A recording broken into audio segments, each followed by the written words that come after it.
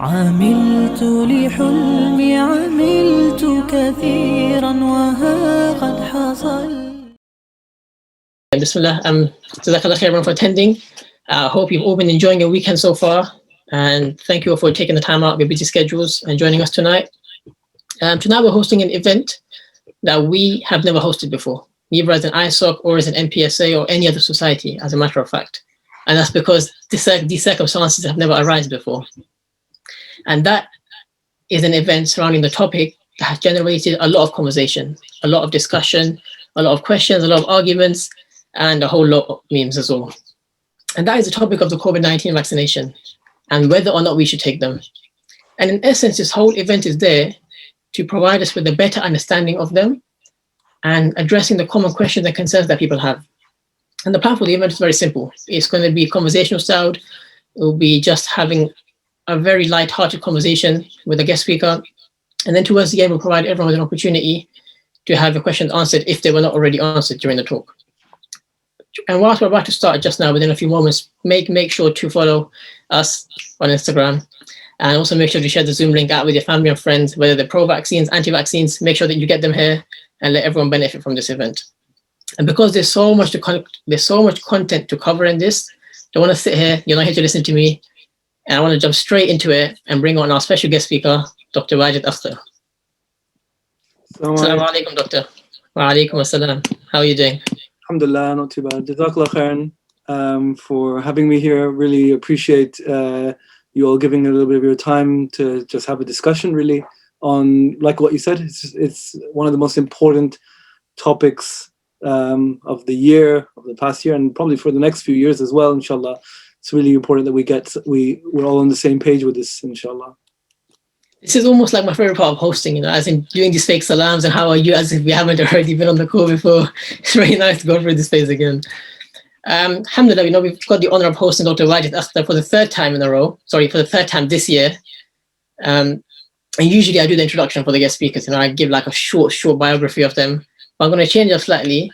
I'm going to ask Dr. Wajid to introduce himself, what his credentials are, you know, how he's involved in the COVID response, almost sort of to just let us as the audience appreciate and understand why we should listen to him, and just know that we haven't just put some random stranger off the street. You know, the person that we've brought as a guest speaker has credibility within this field. I'll just ask you to introduce yourself really quickly, inshallah. Jazakallah khairan.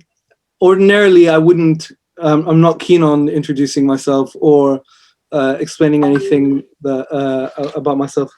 I think that's for others to do. But in this context, you're right. Why should you listen to what I have to say? And the truth is, I'm a GP, so I'm not a virologist. So you can say, well, you know, you're a GP. What do you know about COVID vaccines? What do you know about the research behind it? And the reason why I might be a useful person to have is that apart from being a GP, and GPs are involved in delivering the vaccine, giving the vaccines, and we are healthcare professionals, we have studied it, and myself have another degree in clinical genetics, which is related to a lot of what's happening in COVID. But apart from that, I'm also the vice president of the British Islamic Medical Association, and I'm one of the assistant secretary generals for the Muslim Council of Britain.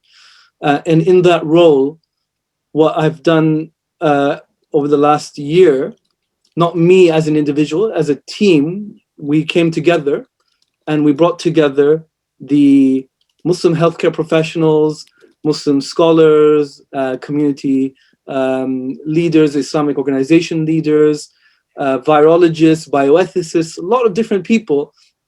We came together and we said, let's deal with the COVID response, with what's happening in COVID. Let's deal with it in a united way.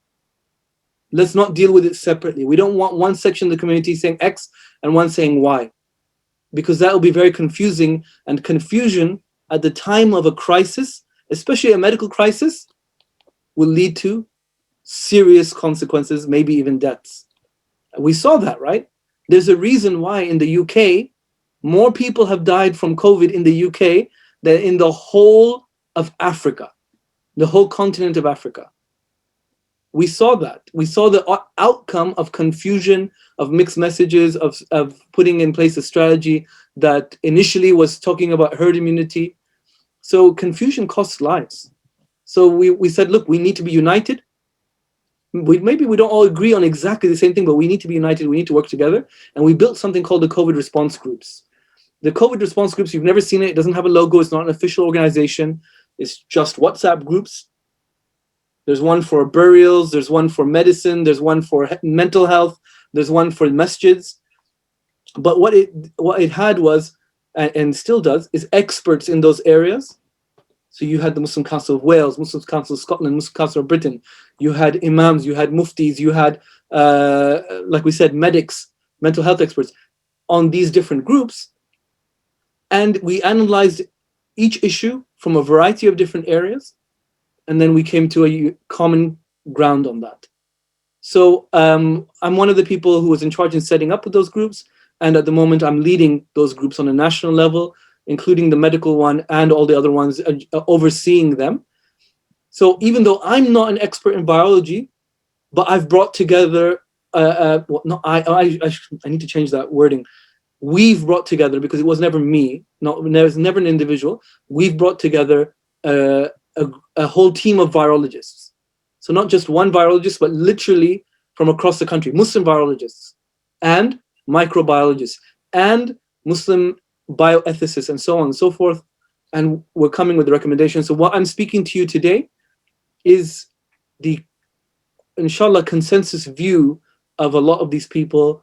British Islamic Medical Association has more than 4,000 Muslim healthcare professionals there from across the country, everything from niqabi surgeons to professors with, who are hafiz of the Quran as well, or alims as well. So there's a whole range of people in British Islamic Medical Association. And the Muslim Council of Britain is the largest umbrella body of the Muslims in the UK, and again is national and brings together a diverse range of opinions. So inshallah, what you have here is not an individual sitting here, but more of someone who is bringing you the views of lots of other people and condensing them here. That's fine, yeah. And before we actually get into like specific questions and stuff, are there any foundations that you want to lay in terms of giving us an introduction other than what you've just given already? Or would you like me to dive straight into the questions? Just a couple of points. Number one, I want to say from the beginning that even if you disagree, I respect your that if you disagree with what I'm saying, there's a lot of thought process that a lot of medics especially can come across as very arrogant. Who are you? What have you done? You've never studied. Or these anti-vaxxers, you're all conspiracy theorists. Please, if I say anything that comes across that way or sounds like that, please mention it and say that came across that way, because that's not the intention. I'll say it from the beginning. I respect everyone's views and opinions, and I might disagree with them, but I hopefully will do that in a respectful way, inshallah, of all of you. And please feel free to ask any question, because I don't claim that I have all the answers, but sometimes you ask a question which we should take back to the others.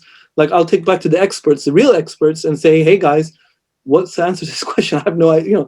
This will be helpful to everyone. So we're in this together, inshallah. We're, the ties that bond us together as brothers and sisters are much greater than even the COVID virus or vaccine, inshallah. So let's proceed from that, inshallah. Perfect. So the first question ready for you, and before we even talk about the COVID-19 vaccines, I think it's important for us to understand what COVID-19 itself is. So before we talk about the treatment, we have to know what the problem is, right? So could you just give us a very, very brief summarized version of what is COVID-19, what is coronavirus, and why is there a sudden craze about it? COVID-19, coronavirus is not something itself that's new. Coronavirus is the common cold. It's going around, it's been going around for years. But the difference is COVID-19 is a new coronavirus. And the human body doesn't do well to something that it's never experienced before, something new like this. If you, how did the Spanish wipe out 75% or more of the entire South American population? the Mayan civilization, the Incan civilization, they didn't turn up with their swords and guns and kill them all. They brought a virus from Europe that those guys never had. So that's how they passed away. So similarly, COVID-19 is a virus that humanity, because of the way that it's come about, it seems to have been transmitted between a variety of different animals. You know, there was a bat and a pangolin and God knows what else, and then it transferred to humans. And because this transferred to humans aren't ready for it, it's particularly dangerous to some of us. Not everyone. Some of them, they get COVID-19 and they don't feel it, but others, it will be fatal. So that's the COVID-19. It's a virus. There are many viruses, but this is a new virus, and because it's new, it's dangerous, and it's spread in a way that it can spread very, very quickly. You know, Ebola. You've all heard of Ebola, right? But if you were sitting in a train, and someone in the maybe the guy next to you had Ebola, you probably won't catch Ebola, because to catch Ebola, you have to have transfer of bodily fluids. So who catches Ebola? The family member or the doctors or nurses who are treating that patient. So it moves very slowly. So you could sit next to someone with Ebola and you might not catch it.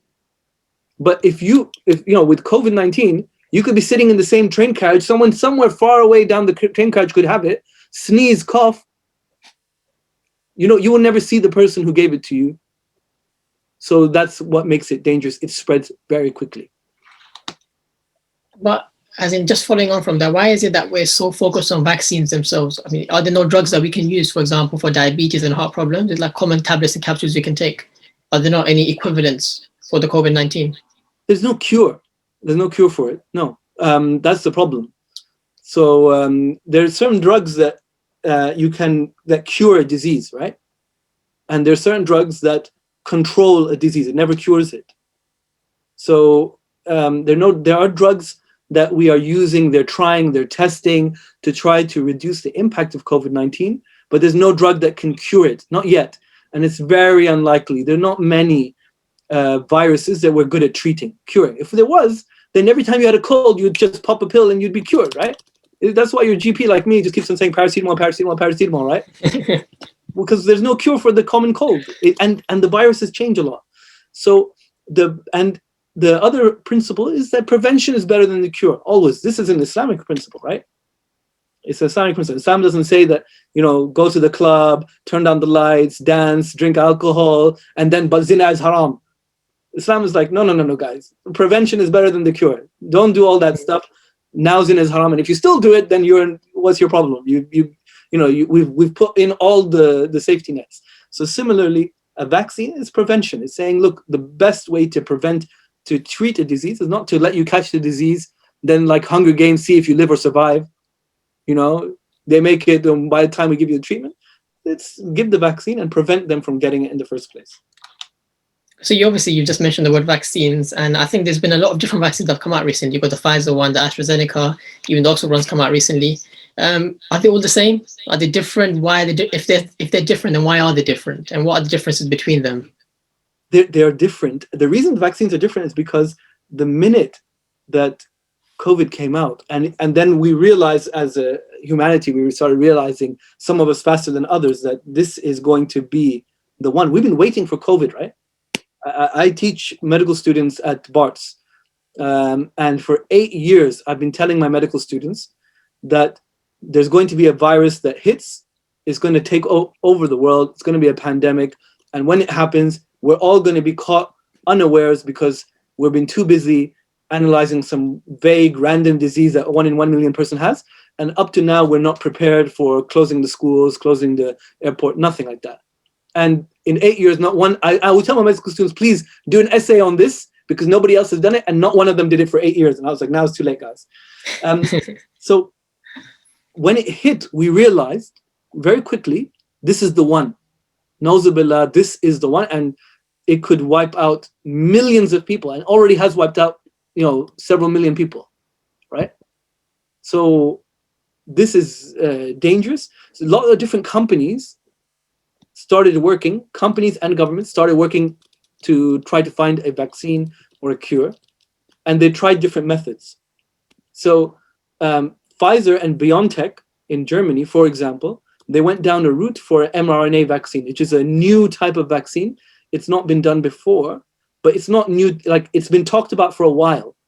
So they were like, they fast-tracked it to see, let's make it happen, you know. And subhanAllah, it's absolutely amazing what they've achieved. Oxford AstraZeneca went for a slightly different tactic. They took the virus particle itself, or something that looks like the virus particle. They adjusted it to make it harmless, but enough so your body could recognize it and also react against the virus. So they're all trying different methods of achieving the same goal, and that's good. You know, right now they're working on an intranasal vaccine that you could just do a nasal spray.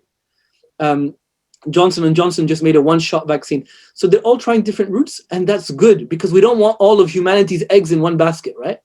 We don't want to find out everyone just do one vaccine and then we realize that vaccine doesn't work, or it's got some major side effect. Then now what? We're all stuffed. No, let's try different routes. And that's why different routes exist. And this is good for us. And this also shows you that it's unlikely, because they all try different routes in different countries in different ways. It's unlikely that they will all have similar problems. They might have different side effects and they will be used differently, but they're achieving the same objective from different ways. You mentioned in there, just quickly, you mentioned in there fast-tracked. And I think that's sort of like been a big question recently, is that how could it have come about so quickly? Usually we know from like medical backgrounds that vaccines come, they take about years and decades to come about in the market. How have we gotten this up and running within less than a year? Is it really safe? Like, is it something that we can trust and take? Because it seems almost like a lot of corners have been cut over here, or a lot of mistakes might have been made along the way because you're rushing this. Is that the case? No, I don't believe it's the case. And I think this is something, again, this is where we ask the experts, people who actually work in the medical pharmaceutical industry and are competing against these companies. We ask them, you know, because they, financially, they would make sense for them to say these are unsafe. It makes sense for the Chinese to say that American vaccines are unsafe, right? But they're not saying it. And the Americans to say the Russian and Chinese vaccines are unsafe, but they're not saying it. So they're not unsafe, and they didn't cut corners on safety. When you develop a vaccine over 10 years, 20 years, most of the time is spent trying to get money to do the trial, then trying to convince somebody to do the trial, then finding somebody with the illness and then doing the trial. It's a lot of red tape. It's a lot of waiting around. This time, people just threw billions at them. They're just like, you get this done. Get it done tomorrow. They were working around the clock, right? They weren't working normal hours. They literally had shifts. They were like, as soon as one scientist stopped working, there was another one who started working. And then when he stopped, they didn't sleep, right? There was no like, close the factory doing office time, 24/7, working. The numbers of people they had working was like, and not even a small army, like a big army, right? And the number of people they tested on, because you got to imagine, with other diseases, it's like you got to find the 5 people with mumps in this area, then another 5, and then they don't want to be part of your trial. Then you got to go to that place. They're like, oh, we've got 10,000 people with COVID right now in London. We don't even need to ask. We've got 10,000 just sitting right here. And then they're like, and then we got 10,000 in Brazil, and then we got 10,000 here. Just like that, you're just signing up people. I mean, in 1 week, I was just sitting there, and then I found out that literally dozens of my patients are parts of trials. And every day I'm getting a report on them, that what's happening with them on their trial. I was like, this kind of stuff, before I would get once in a year, every day, it's on steroids. And that's what was happening. When you throw a lot of money at it, the government cut the red tape. And when you have a lot of people who are willing to be participants, then you did 10 years of work in 10 months or less. But you didn't have to cut corners to do it. You cut the red tape, you cut out all the other stuff. And believe me, if they were cutting corners on safety, like I said, every one of their competitors would find those corners and would showcase it so that they could put their competitor down. The other countries would do the same, and we would do it. I'm not getting paid by any of the vaccine companies, right? Not a penny. I have to take the vaccine, and I have to get my parents to take it, and eventually my kids, inshallah. So I'm in this, I want to make sure that it's safe. So I ask everyone, and the unanimous view of every healthcare professional that we've come across so far, unanimous, is this is safe. And safe with what? Because it's safe compared to what? Safe compared to what? Not having any vaccine? Safe compared to the virus, right? If you ask me, is it safe to drive? I'll say, you know what? A number of people who drive, they die in a car accident or they get fined. Then you're like, well, I'm not going to drive. But wait. There's also the other side that majority don't have it, and you also it saves you a lot of time. You can walk everywhere; it's safer, but you could spend your whole life walking. Then you'll never travel anywhere in the world. You never fly in the airplane. So you got to weigh them up against the risk of the vaccine versus the benefits. So you said it's safe. Does that mean that if I take the vaccine, I'm not going to have any side effects or any adverse effects, nothing like that? It's safe compared to getting COVID. There's no single treatment in the world, not even paracetamol, that has no side effects and that nobody is allergic to and that nobody gets any harm from. Nothing, right? So we should, again, look at it in proportion. That it's, when we say it's safe, it's not a blank check. We're not saying that nothing will happen to you, to anyone. Everyone will be fine. I mean, that's not true. Everything has risks and benefits, but as far as we can see, from what it contains, from the way it's worked, from the millions, now it's millions of people who've had the vaccine in this country alone, right? What we can see, that the safety profile is actually very, very good. Compared, if the same number of people, for example, had penicillin, your bog standard antibiotics, you'd get many more allergic reactions, as an example. Now, of course, there may be some issues that are being highlighted, for example, right now with the Oxford AstraZeneca vaccine and others. It's not a blank check. It never has been, it never will be, but it's a comparison. How efficient are these vaccines in comparison to each other? So, if you've got 2, 3, 4 different ones, are they all equally efficient, or are they different levels? There's different levels. They can't all be equally efficient because they're different vaccines. And the efficiency level keeps on varying according to the age of the person getting it and the ethnicity and this and that and so many different factors. But up to now, there hasn't been a vaccine which has been approved, because there's 35 or 40 in development, right? But out of the ones that have been approved so far, there hasn't been a huge difference between them. And I'll explain to you why. As an example, you might say the Pfizer one is more efficient, has more efficacy, preventing you from catching COVID. So then you say, well, why don't I get the Pfizer one then? It's better. But the AstraZeneca one, it has less effectiveness of preventing you from catching COVID, but it's much better at preventing you getting serious COVID diseases. Much better at preventing you getting hospitalized with COVID or dying from COVID. So which one's better? I don't think it's fair to give it, yeah. Yeah, exactly. Basically what we tell people is the best vaccine is the one that you're giving it to you right now. Don't take a chance. The one they give you right now, that's the best vaccine. Take it, say Bismillah, take it, trust in Allah subhanahu wa ta'ala, and get on with life. With regards to how you're taking the vaccine itself, can you still take it if you're already sick? So if you've tested positive, do you not naturally have the immunity already? Or would you still have to get the vaccine? You do get the immunity, but we don't know how long it lasts for. In some studies, they say it could be 10 months. Some people, it's 10 weeks. I have several patients who've caught it within a few months. Again, the second time is worse. So what the official advice is, as far up to when I last checked it, was that if you had COVID, then you shouldn't have the vaccine for about 28 days afterwards, or for about a month. Some people delay for a little bit longer, but then you should get it, because do you want to take the chance? You don't want to take the chance, isn't it? Of like, yeah, I should still have immunity, but what if you don't? Then where are you going to go? What are you going to do? I think we've also recently heard that there's every couple of weeks, every couple of months, it's like there's a new strain out there now. So the current vaccines that we've got, the Pfizer, AstraZeneca, and others that are in development, are they going to protect against those strains as well, or will we just constantly have to have new vaccines every single year? I don't know is the answer. There's some research out there showing that they have offered some protection against the new strains. But like you said, there's always a few new strains developing, and that's normal for viruses. They mutate, which is why the flu vaccine is slightly different every year, because we don't know which strain is coming. And it may be that we'll need a booster for the new strain, or it may be that we need a booster every year. Like COVID vaccine will become like part of the flu vaccine schedule. You get a booster every year and you move on.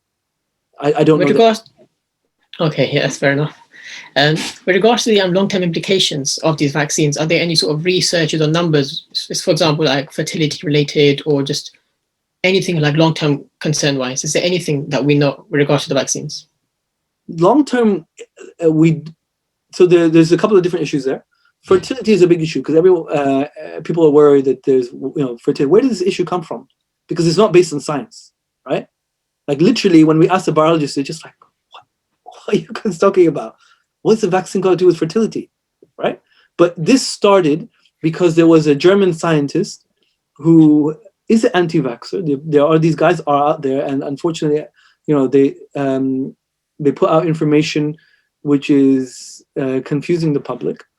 And he said that, look, there's one spike protein on the vaccine which is similar to a spike protein on the human egg.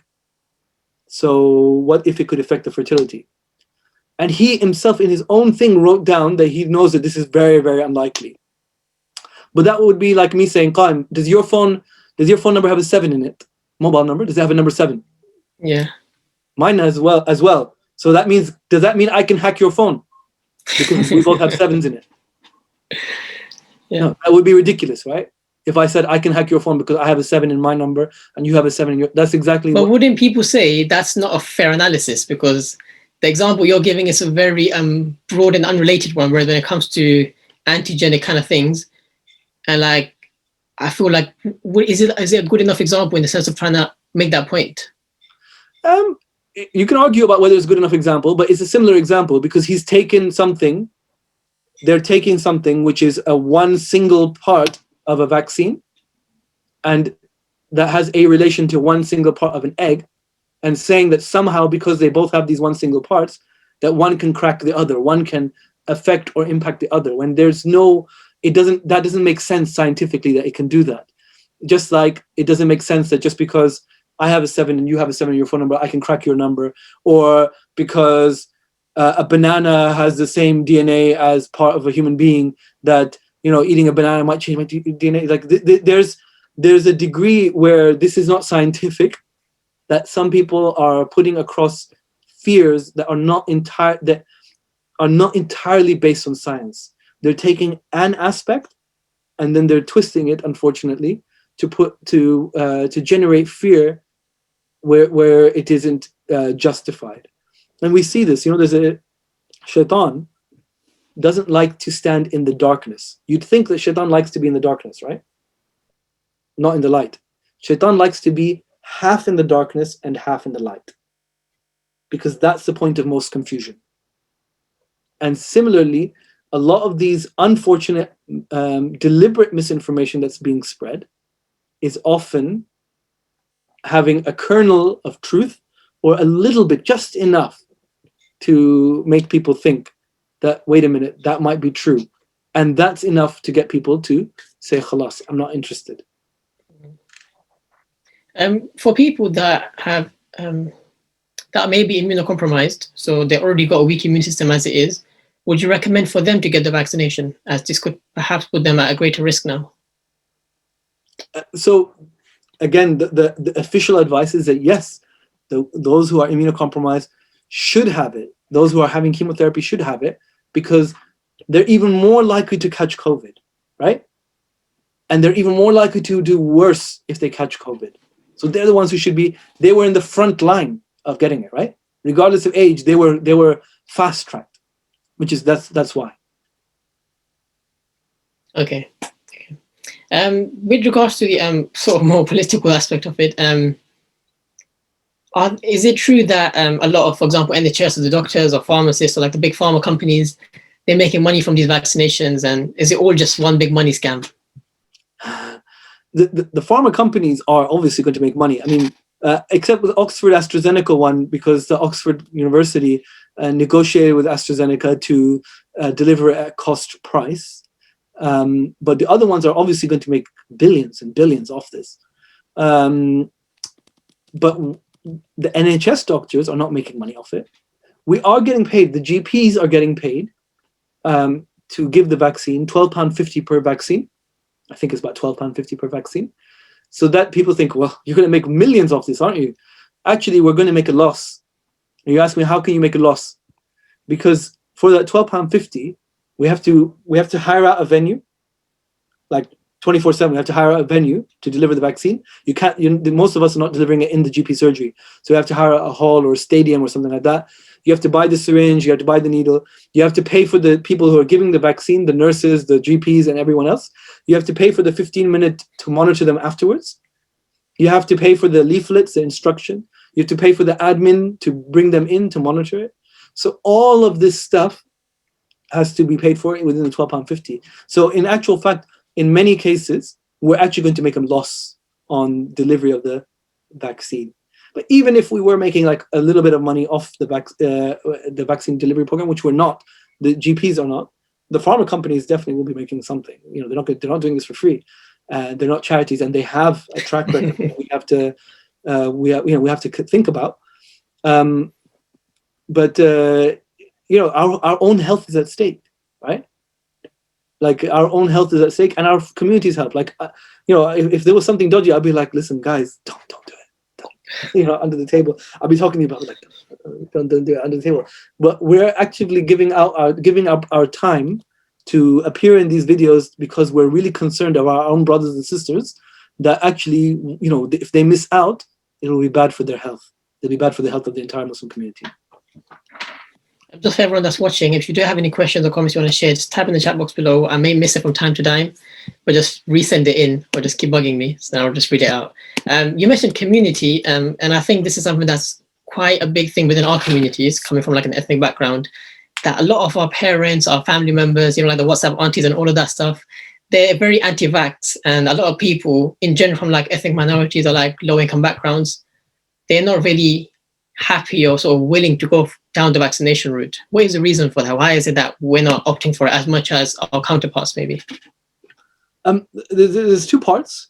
One is that I think the big deal has been made in the news, right? That Muslims or ethnic minorities, somehow we're uniquely anti-vaxxers. It's like, you know, like it's you guys who are letting the side down. And I think we started pushing back on that, saying, hey guys, what's going on here? You know, they started quoting like 30%, 50%.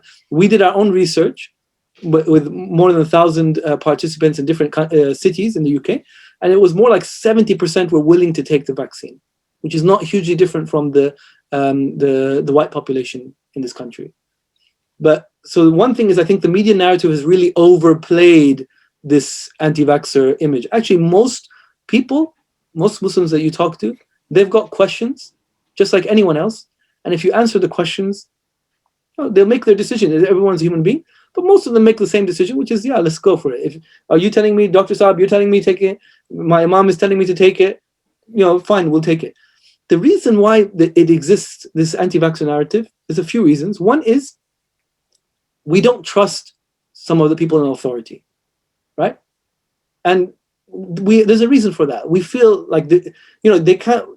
Sometimes things have happened over the last 10, 20 years, things have happened that have made us lose trust, or there's a trust gap between us and authority figures or authority places. So now suddenly when they turn around to us and say, take the vaccine, we're like, I'm not going to just take what you tell me. I'm going to, I don't always think you have my best interests at heart. Sorry to say that, but when it comes to certain issues, I've seen that you haven't. So why would I trust you now? And same with the pharmaceutical companies. You guys aren't the most ethical people in the world, by the way, you know? So why would I trust you guys? You guys are making a lot of money off this. And so what can we actually do to sort of address the disparity? So this is what we're doing, because we're hoping that out of all this group of people, who can you trust? You can trust your own community, the healthcare professionals from your own community, right? We're the people praying next to you in the masjid. We're from your Islamic societies. We're your brothers and sisters. So we're hoping that we'll say, listen, You might not trust those guys, and you might not trust them, but hopefully you can trust us, right? Not only are from your community, but we're healthcare professionals, and we've done also the same work, and we're saying the same thing. We're saying the same thing, and we're asking you to trust us, as inshallah. And what can be done to help overcome the gap? 3 things. We call it the 3 E's. Education. So educate, don't dictate. If I came here and said, take the vaccine, if you don't, you're a shame on your community, and you're a killer, blah blah blah blah. No one's going to take it. No one's going to listen. They say, get lost, right? But if we educate, if I say, listen, guys, here's the pros, here's the cons, your choice. At the end of the day, I'm not going to say you must take it, etc. I'm saying make your choice. That's all I'm asking everyone, and that's what we're telling everyone. It's always your choice. Education. Number 2, engagement. Don't think that because you put an article up on the BBC or on the Daily Telegraph, then they're like, oh, why aren't the Muslims listening to what we're saying? We're like, we don't read the Daily Telegraph, bro. We don't. The BBC is not where we get our news from. Then you go on Islam channel, you're like, we went on Islam channel. We're like, we don't want Islam channel either. You're right. The most powerful thing is WhatsApp. That's where we get our news from, right? WhatsApp is where we get our news. Instagram for the younger generation, for the older generation, even your grandparents and your parents are enough on WhatsApp that they can share information, right? And that's where the battle is being won and fought, on this machine, not on the BBC, right? And so that's so education, engagement, and empowerment. Listen, we Muslims are one of the least educated communities. We've got the highest rate of unemployment. We've got the highest rate of many different diseases, or on the higher end of the spectrum. We don't feel empowered, right? We don't feel empowered. So if you make us feel empowered, if you give us that power and you give us that authority, and you think, actually, we're going to engage you not just as you're just a patient to me, right? I'll give you an example. When a patient comes to me, his cholesterol is in the sky, right? Like looking at it, just like I gotta just keep my face, but inside I'm panicking because that cholesterol. I'm thinking, my God, man, I might catch his cholesterol off him, and and he's smoking and he's drinking and everything. The first time I sit across from him, hey, patient, you're fat. You need to lose weight. What are you doing with this cholesterol? Just stop smoking, right? You need to stop smoking. You need to lose weight. Everyone tells him that. His mom tells him that. His wife tells him that. The guy off the street tells him that. The kid on the playground tells him he's fat. He knows that. That's not what my job is. But if I turned around and empowered him and I said, hey, there's a problem here. Let's work together. I'm not judging you, right? Because if you saw how much Coke or Pepsi I drink, you judge me too, right? So I'm not here to judge you. We're a team. Me and you are a team to work together against this problem. Against the problem. The problem is the problem, and you and me are a team, and I'm empowering you. You tell me some ideas that you have, I'll tell you some ideas that I have. Let's work together. That person leaves that feeling empowered. The doctor didn't give me a telling off because he won't come back. What's the point? I get it everywhere, right? He didn't just throw a pill at me like I'm some kind of disease. He empowered me. And then maybe in the next time, I'll be like, you know what? I trust you. Give me that pill. I'll take that pill as well. But I've also got some ideas of what I'm going to do next. So empowerment, engagement, education, empowerment. If we do that, and I'm telling you guys, because you guys are a very special group of people. You're some of the most educated, Muslims in the country. You might not want to hear that. 45% of the ummah is illiterate, right? And like I said, a lot of our community don't even get full education in higher education. And you guys are not only in higher education, but you're at good universities doing good degrees. You're the elite of this ummah, of this community, especially in the UK. So you're not the people who need, you're part of the people who are going to be doing the educating. You're part of the people who are doing the empowering and engaging. Each one of you, if you were able to speak to your community, speak in your local mosque or your local community center, or to your family, talk to them, and do it in that way, you'll have a huge impact, inshallah. Those are some really powerful 3 pointers over there. I think there's a lot to sort of benefit just from that little segment there. Moving on to the next question, are there any implications for pregnant ladies who are trying for a baby? We don't know. They are giving the vaccine to pregnant ladies. And so some pregnant women have had it. And what they tell them is that if you're going to have it, you need to talk to your local doctor and work out whether the risk versus benefit works out for you. But it hasn't been tested on pregnant women. So when they do the trials, a lot of the vaccines have trials on tens of thousands of people. Like the Pfizer one has had 40,000 people, which is very good. It's a good number of people they had in the trial. But they never have children or pregnant women in the trial because that's just not done in any medical trial, just not done. But they are now looking at doing it, and they've given it to a lot of pregnant women so far. And some of my patients, again, who are pregnant, who have had the vaccine, they've had babies, there've not been any issues, but I can't say definitively about this issue. For people that are at risk of anaphylaxis or like allergic reactions, would you recommend for them to take the vaccines? What they're telling people with anaphylaxis is that if you're anaphylactic to an ingredient of the vaccine, then don't take that vaccine. But if you're not anaphylactic to an ingredient of the vaccine, if you're just allergic anaphylactic reaction to peanuts, or some fruit, then take the vaccine because it doesn't have that interaction. And like I said, there have been cases of anaphylaxis, but the rates are actually far, far, far lower than what we would normally expect from, penicillin, for example. And there's also been a lot of recent developments regarding the development of blood clots when you take the AstraZeneca or the Oxford vaccine. Is that something to be concerned about? It's something for us to think about, definitely. There are countries that have stopped giving the Oxford and AstraZeneca vaccine. So it's not something we just say, don't worry about it, don't think about it. It's something, we have, like I said, brothers and sisters, everything I'm saying now, first of all, be aware that obviously I'm not your medical doctor. So base your information on your local medical doctor. This is not me giving, or the Islamic Society giving healthcare advice, and then you saying that, hey guys, we've done the doctor told me, therefore I did it. Make sure you speak to your own medical professional. But with regards to clots and so on, yes, this is something that's going on. I mean, we're watching it very closely, but in the UK, we've probably had 10 million people. Might be wrong with it could be 8 million or it could be 12 million who've had the AstraZeneca vaccine, and we haven't noticed this clot issue happen. So we're very surprised why it's happening in other countries, why they're saying this happening. And it's an important point to understand that actually COVID causes much more clots than the vaccine does. COVID is a pro-clotting state. I have patients who have died of a stroke from COVID. They caught COVID.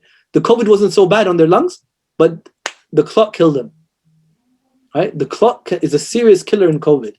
So, is COVID worse or is the vaccine worse? That's something that we need to think about. The other thing we need to think about is just because someone has something after the vaccine doesn't mean the vaccine caused it. So the information that we've got so far is that we expect the same number or more people to have got clots anyway in the general population, even if they didn't have the vaccine. I'll give you an example. Hopefully this makes sense. Every year, 3 million people go on Hajj, right? 2 to 3 million people go on Hajj. Out of those 2 to 3 million people, a certain number of people will die of a heart attack, right? While on Hajj. Does that mean Hajj causes heart attacks? No. No one would say that. Like, no. But it just means that, look, when you get 3 million people in one place, for some of those 3 million people, their time is up, and it just so happens that they're on Hajj, right? It's very unlikely. It would be extremely strange if you had 3 million people for 1 week in the same place and no one died of a different cause, of cancer, of a blood clot, of something that has nothing to do with Hajj whatsoever, right? Hajj didn't kill them. They just, it's not a causal relationship. Similarly, if you give 10 million people the COVID vaccine, some of them are going to get clot anyway afterwards. Might have nothing to do with the vaccine. Some of them will die. This is what happened, for example, in Norway. What we believe happened in Norway. In Norway is got a much smaller population. They gave their entire care home population the vaccine in 1 weekend or in 2 weekends. They gave it to all of them. Had it, right? and then some of them died. Of course, some of them died. They were 100 years old, right? They were 95 years old. They're end of life. In my GP surgery, we have 4 care homes, right? And we gave all of them the vaccine over 1 or 2 weeks, and some of them died afterwards.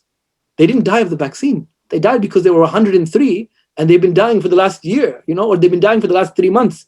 That was their time. It was just so happened. It had nothing to do with the vaccine. So that's the only point I'm going to make about this specific issue. I think more information is going to come out, but as far as we can see, millions of people have had it in this country, and we haven't noticed a significant increase in clots in those people. And now they're just saying, just watch out for if you get a specific headache up to 4 days afterwards. But that's going to be more clear in the next week or two, inshallah. And with regards to a lot of vaccines, they tend to be double dosage regimes, right? So is it allowed, or is it possible for you to get like a mix and match? So you get AstraZeneca as the first one and then Oxford in the second one, or do you have to get the same one? The advice right now is you should get the same one. They're doing an experiment to see if you can mix and match. I don't know. I personally, I'd want to stick to the same one. I wouldn't want to be mixing and matching, but they're doing a trial right now with mixing and matching to see what happens. And some people have willingly signed up to it. I know some people have signed up to it. And for the second dose, does it have to be exactly within that 2-month period, or if you take a couple of months later, would that still be okay and still as effective? We don't know. We would advise to go by what they recommend, what the scientists recommend. For the Pfizer vaccine, they recommended 3 weeks. Then they changed it to 6 weeks. In the UK, they're doing it at 12 weeks. We're not particularly happy about that because we think that that's not, even though it does seem like it's working okay, but we would advise going by whatever has been recommended. For the AstraZeneca, it's 12 weeks. And once you leave it, we don't know whether you still have protection. It's okay, 12 weeks, 14 weeks, 10 weeks, it doesn't make a difference. Allahu Alam, I'd go with what they say, what we have evidence for.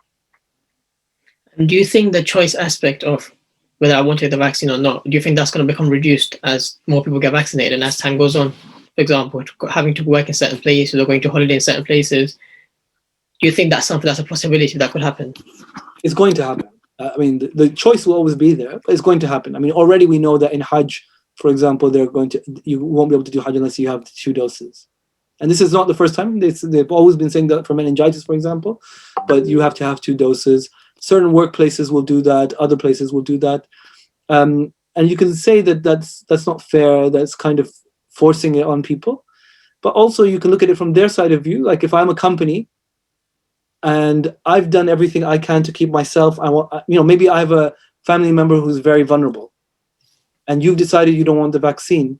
Is your right to make your decision to not have a vaccine more important than my or my family member's right to safety? It's a balance. So you can see that this is going to become an issue. Vaccine passports and things like that will become an issue as time goes on. Allahu Alam how much of an issue, but you'll still always have the choice. I don't think anyone will ever put anyone, that's not how these countries operate. In other countries, they'll say, if you don't take it, we're going to, march you off. But alhamdulillah, over here, they're saying, it's up to you. And then they're turning the screw. You mentioned Hajj and about the vaccination thing over there. Islamic history-wise speaking, what's been the position of vaccines in historically and classically? Oh, I love talking about this. Brothers and sisters, this is us. This is our thing, vaccines, right? How did vaccines get developed? The wife of the Ottoman ambassador, the wife of the British ambassador to the Ottoman Empire, Lady Montagu, she noticed that there's a disease called smallpox. None of you have seen it, maybe you've only heard of it, but it was a killer. It killed millions of people, especially children, every year. Millions. How horrible. If none of you have children, probably you're too young. If you have a child, anything that hurts a child, even when they're sick, it hurts you to see your flesh and blood, your child suffering, and they're so vulnerable. But this was killing them. And the ones it didn't kill, the lucky ones, were marked on their face with severe pitting scars. You know, that's why you see, you know, this Queen Elizabeth I, right? All they had the white faces, the white masks. One of the reasons why they used to wear the white powder was to cover up the ugly pock marks of smallpox. So it was disfiguring. And Lady Montagu, she noticed that in the Ottoman Empire, they didn't have so many of these people. And she was like, what's going on? And she asked, and she goes, the Muslims, what they used to do was they used to take a thorn and put it into cowpox. Cowpox is related to smallpox, right? But it's not smallpox. It's much less harmful. They would put it into small cowpox, and then they would put it into the children. So the children would, when the smallpox came, the children's body would fight the smallpox because it knew how to fight cowpox, so it could fight smallpox. She was like, this is fantastic. It's called variolation. She took it back to England. She said, hey, everyone, we should do this. She was friends with the Queen. She was rich. She was powerful. And no one listened to her. No one listened to her. Why? Anyone have any ideas why no one listened to her? She's Something rich. She's unprecedented. Huh? Something unprecedented. So there's no sort of... No. There's another reason why no one listened to her. Yeah, Atul. She's a woman. Yeah. They're like... You want to say that? Yeah, they just said, you're a woman. What do you know? Quiet. Rich, powerful, even connected to the Queen. Quiet, go away. Didn't listen to her. Many decades later, millions of more people died. This guy called Edward Jenner, right? But he had the superpower of being a man. He turns around and he goes, guys, cowpox, thorn, cowpox, put it in. You don't catch smallpox. And they're like, you, sir, you are a genius. You are the father of vaccination. Your statue is in my old medical school, St. George's. His statue is still there. Even the damn cow that he took the cowpox from, the skin of the cow is still up in the St. George's library. You can see it. Oh, is it? Yeah, you can still see it. He's known as the father of vaccine. What does vax mean? Vax is French for cow, right? So this is the history of vaccines comes from Muslims. It comes from us. This is us. This is our stuff, by the way, right? And in the Ottoman Empire, many years later, there's this article my brother wrote about Sultan Abdul Majid I, the father of Sultan Abdul Hamid II. You guys might know, the last great Sultan, the last great Khalifa. His father, Sultan Abdul Majid I. If you go to Masjid Nabawi, when you go to the Prophet ﷺ's mosque and you see, you know, the old part of the mosque, right? He built it. He built it to look like that. And the green dome, the green color is from his father. So Sultan Abdul Majid I, he even paid for a vaccine drive in the Ottoman Empire with his own personal money, because he was germ phobic and he also knew how many people were suffering. So he paid for a vaccine drive. He pushed for it. He spoke to the ulama. I mean, this is something that is part of our history.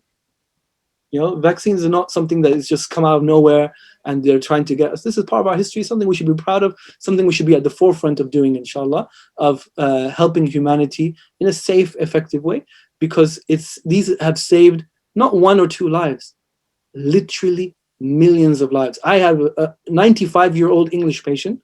He came to see me and I said, are you getting the vaccine? And he pulled up his trouser leg, and he showed me this wooden leg, right, strapped to his, like, it looks like some contraption. I was like, oh my God, what the heck is that? And he goes, I got polio when I was a child, because when I was growing up, there was no polio vaccine. He goes, because there isn't a day of my life that I wish there was a polio vaccine when I was growing up. I could walk, I could run, I could do whatever. And he goes, and many people died. He goes, you guys, if you don't take the vaccine, he goes, anyone doesn't take, he goes, you should, he goes that the fact that we have a COVID vaccine, he goes, we should be on our hands and knees. He's a Christian, right? On our hands and knees, thanking God, the blessings that he's able for us to live in a time that we can prevent getting these diseases rather than just die in tens of millions as they did in the old days. Khair, inshallah. That's my khutbah over. I think everyone can tell you've got a very special interest and it's got a very special place in your heart, the history. Yeah. Mubarak. People are asking, have you addressed the DNA mutations conspiracy theory and how the government mentions that the vaccine contains chimpanzee or human modified kidney and all of that kind of stuff? You know, there were a lot of memes when it first came. You're going to turn into a bat. You're going to turn into a robot. How true are those things? Those memes were there at Edward Jenner's time as well, right? At Edward Jenner's time, they would draw pictures and of human beings with horns and tails and say you become a cow because you take the cow from the cowpox to the thingy. So it's just, it was the same then, it's the same now. There's no medical basis for this, right? The RNA cannot change the DNA of the human. It doesn't even get into there to change the DNA into the right place. For those of you who study it, you know that it doesn't make sense. Scientifically, we have addressed this. If you go to the British Islamic Medical Association or the Muslim Council of Britain website, go to britishima.org. There's a vaccine hub. We've addressed a lot of these issues. On the issue of chimpanzee DNA, it's taken the virus has to come from somewhere, right? The Oxford AstraZeneca one, what they're trying to do is they're trying to introduce the virus, a harmless version of the virus to you, so that your body can be trained to fight it without getting the disease. So the fact that they're taken from a chimpanzee or whatever doesn't make a difference, right? It's not going to change you into a chimpanzee. It's not going to change your virus. It's not going to change your DNA. It's just, it's like the fact that they like certain drugs are made from certain plants. It's not going to turn you into that plant. I mean, we got to ask these questions. The human embryo question is a good question. So I will explain this, because they say, oh, it's got human embryo cells in it. It doesn't have human embryo cells in it. How do they make these vaccines, right? They got to make the vaccines and a lot of these drugs, they got to make it in a cell, in a living cell. That's the place the vaccine grows in. So where are they going to get the cell from? Are they going to make, if they use a different cell in England and America and whatever, then the thing that they make will be different. The vaccine might be slightly different, right? So ideally, you want everyone making the same exact cell everywhere, right? But how can you have the same exact cell being used everywhere? So what they do is they find a few cells which replicate a lot. They call them immortal cells. It's a bad word. Nothing is immortal, we know, but these are cells that continue to replicate. And when they find them, they use those cells and they replicate them. So they grow them. So they've taken them from human embryos, but they've also taken them from living human beings. One of the most popular ones is the HeLa cell line, HeLa. Why is it called HeLa? Because those are the initials of Henrietta Lacks. Henrietta Lacks was a African-American woman who lived 100 years ago. And they took one of her cells without her permission, and then they grew it. And those cells are still being used today. So it's not the cell of those embryos. Those were aborted embryos that they used at that time. It's not the cells. It's a copy of a cell, a copy of a copy of a copy of a copy of a copy of a. It's nothing. It's not the embryo anymore. It's just a copy. And even that copy, 1 million billion times copied now, is not left in the vaccine. Is destroyed in order for the vaccine to be developed and removed. So they don't have embryo cells. And I'm not a scholar, so I'm not here to give a fatwa, but scholars across the world have given many fatwa saying that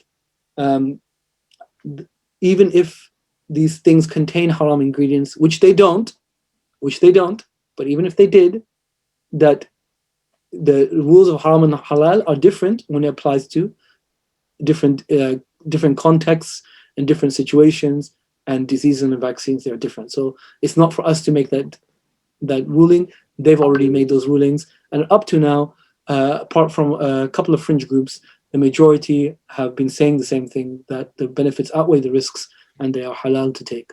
And you have seen many videos of many scholars all across the world, literally every denomination that you can think of. We don't agree on much, but they're all taking the vaccine. Could you just re-mention the website you were talking about earlier? I think it was british.ima, you said. britishima.org. britishima.org. britishima.org. It's got the vaccine hub there. You can go and check it out. Well, it's the same. British IMA is on Twitter and Instagram. It's the same. one, you can find us there, inshallah. And we're sharing infographics with addressing a lot of these issues, a lot of the myths. And the infographics are translated into languages like Urdu, Gujarati, Kurdish, Arabic, French, Romanian, German. We've got Bengali. It's all there, inshallah. Someone asked a question with regards to the flu vaccination. Is it true that if you're under 5, it is not halal for you to take it, as they've heard somewhere else? So the flu vaccination, there's 2 types of the flu vaccine, the 2 delivery methods. The injection is halal. There's nothing. It's vegetarian friendly. It's got no animal products in it. The nasal one that you stick in your nose and you sniff, the sniffy flu one, that has a pork base. So now there's a difference of opinion. Some scholars have said because it's there, for a variety of reasons, because they're saying it's not really pork anymore.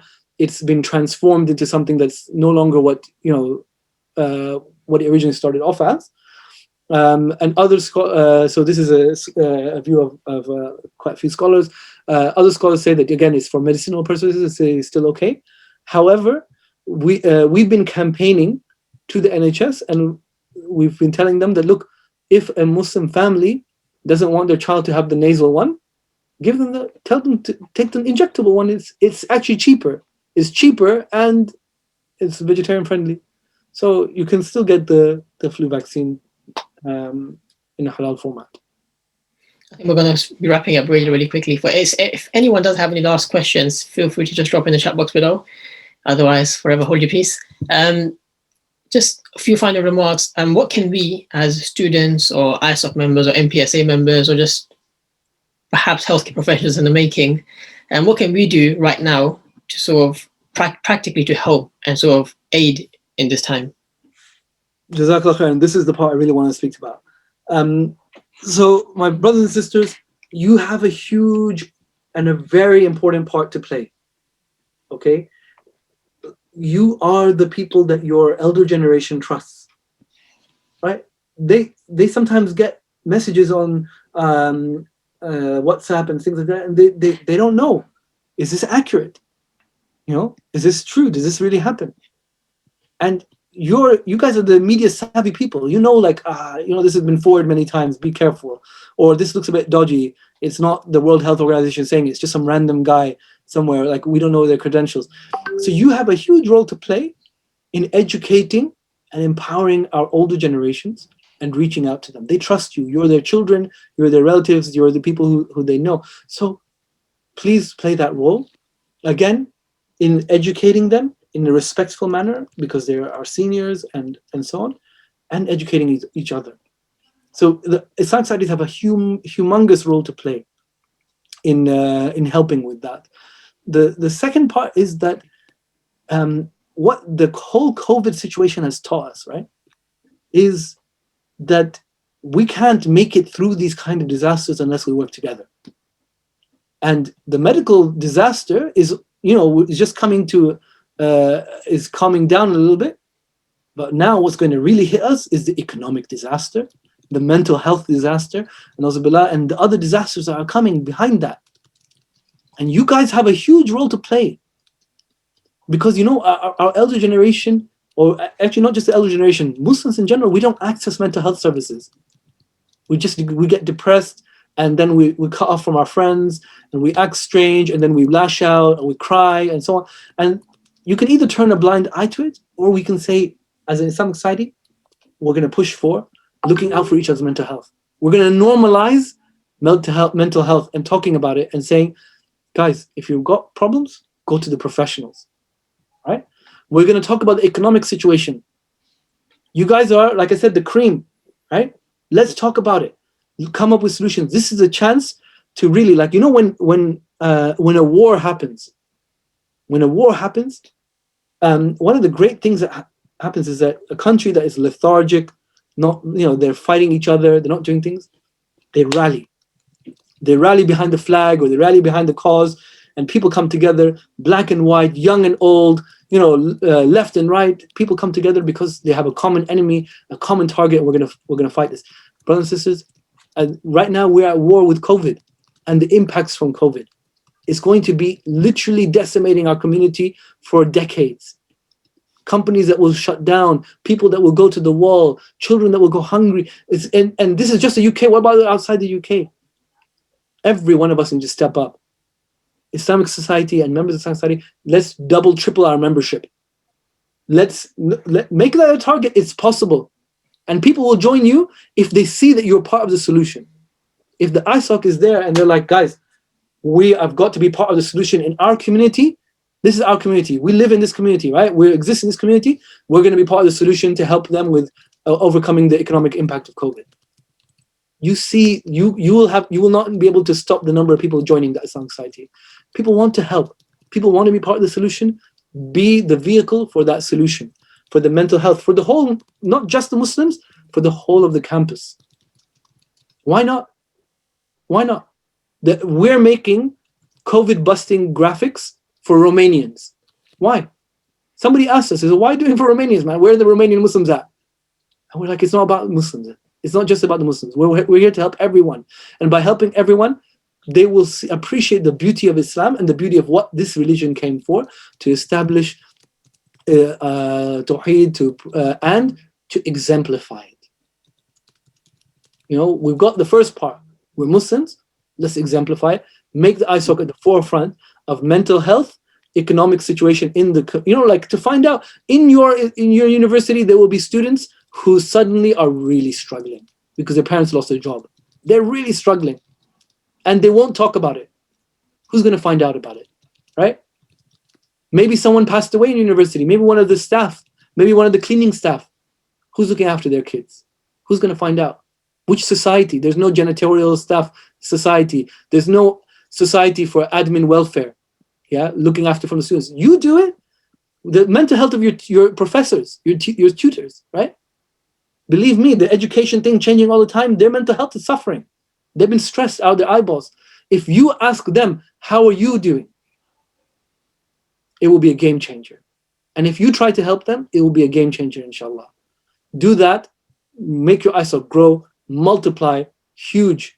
Get your Islamic society active, get teams ready, go out in the community, the restaurants, etc., etc. Help them. Many restaurants, they don't do a takeaway service. That's all they need to do, right? They're just going to the wall because why? They don't have anyone to advise them. They're like, I don't know how to do it. Like, no, I'll do it for you. Come on, let's do it. We want to keep the restaurants, Muslim restaurants going, man. They fund the masjids. You think you and I fund the masjids? Our Muslim restaurants are funding it, right? So on and so forth. Let's do it. Let's get active. We all have a part to play, inshallah. And if any of you want to, we're going to be recruiting for the COVID response groups, inshallah, in a month or so. So if some of you want to join with that, please do apply. But we've got this is a war, and we're not, inshallah, about to lose it. Inshallah, we're gonna roll up our sleeves, brothers and sisters, scholars and imams and new people who are new to the faith, reverts, black, white. We're all going to work together, inshallah. We're going to defeat, inshallah, this disaster. And using this disaster, this war, we're going to be able to win in other fronts as well, when it comes to education, when it comes to other areas as well. Inshallah. Jazakallah khair for the very beautiful final words, your final remarks. I think before you start recruiting for your COVID response, as some of you guys may know already, the ISOC recently put up the ISOC committee roles up for grabs, applications. And the deadline for that was last week. But after such a powerful and motivating reminder that we've had here, I think we'll reopen those applications for anyone that does want to apply.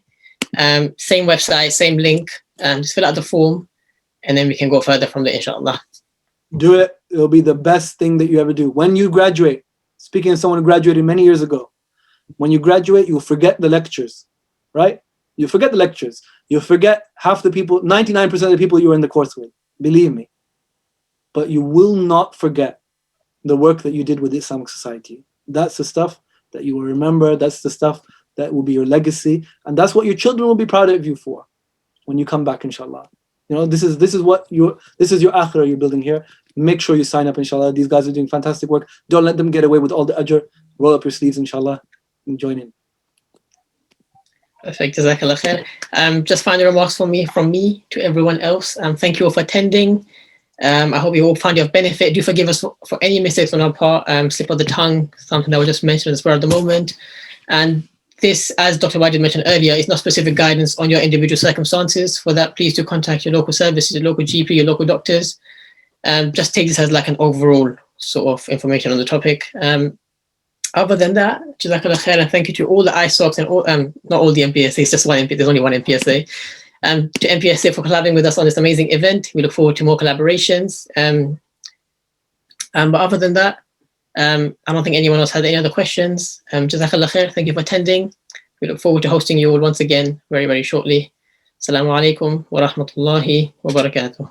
Jazakallah khair, everyone. Assalamu alaikum.